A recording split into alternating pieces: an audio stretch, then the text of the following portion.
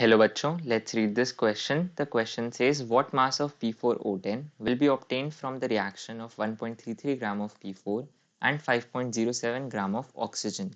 So इस question के अंदर हमसे पूछा गया है कि कितना मास ऑफ P4O10 फॉर्म होगा जब 1.33 ग्राम ऑफ P4 रिएक्ट करेगा 5.07 ग्राम ऑफ ऑक्सीजन के साथ. की कॉन्सेप्ट. तो की कॉन्सेप्ट में हम डिस्कस करेंगे the concept of limiting reagent. Limiting reagent कौन सा रिएजेंट होता है which gets consumed entirely first in the reaction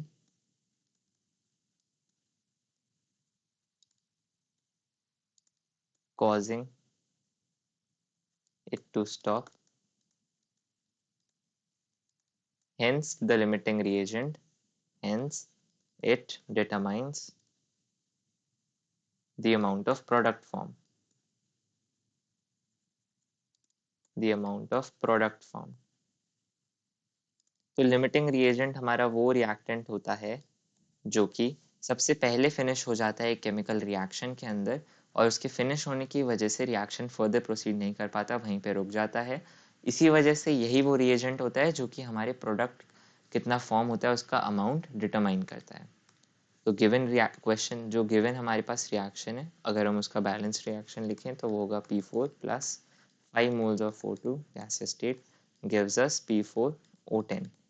तो हम इन सब का तो हमें अगर बैलेंस्ड इक्वेशन देखें और उसको मोल्स के टर्म में इसकी बैलेंस शीट बनाए तो 1 mole reacts with 5 moles of 1 mole of P4 reacts with 5 moles of oxygen to give us 1 mole of P4O10. अगर हम इस सेम चीज़ को लिखें मोलर मास के टर्म्स में, मोलर मास, तो मोलर मास के टर्म्स में लिखने पर मोलर मास ऑफ P4 हमारा हो जाएगा 4 multiplied by 31 which is equal to 124 grams. Molar mass of O2 होता है 32, तो 5 मोल्स है तो इनका टोटल मास हो जाएगा हमारे पास 5 multiplied by 32 which is equal to 160 grams.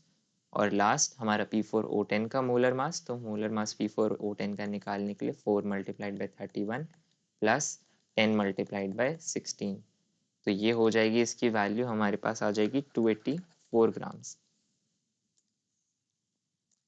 Now हम देखेंगे कि मोल्स ऑफ, अब हम देखेंगे कि यहाँ पे जो हमारे पास मोल्स कितने हैं.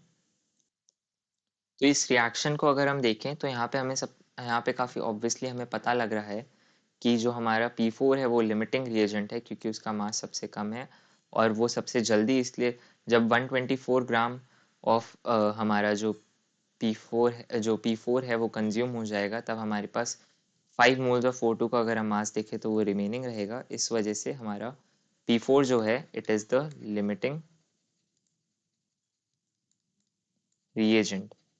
तो P4 हमारा लिमिटिंग रिएजेंट होने की वजह से P4 acts as limiting reagent. तो P4 अगर हमारा लिमिटिंग रिएजेंट है तो हम अमाउंट ऑफ P4 को यूज करेंगे to find the amount of P4O10 form. तो हम लिख सकते हैं कि 1 mole of P4 formed as 1 mole of P4O10, यानी कि 124 ग्राम्स ऑफ P4 रिएक्ट करके फॉर्म करेगा 284 ग्राम्स ऑफ P4O10.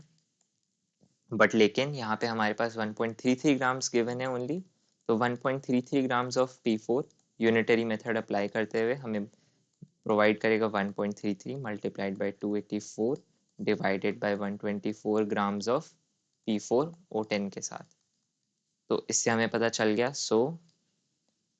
अगर हम इस कैलकुलेशन को पूरा प्रोसीड करेंगे तो ये इक्वल टू आएगा 3.045 ग्राम्स के. So 3.045 grams of P4O10 is formed. तो 3.045 grams of P4O10 हमारा फॉर्म होगा जब 1.33 ग्राम ऑफ P4 रिएक्ट करेगा जो गिवन 5.07 ग्राम ऑफ ऑक्सीजन के साथ. So the final answer is 3.045 gram of P4O10 is formed. I hope you understood it well. Best of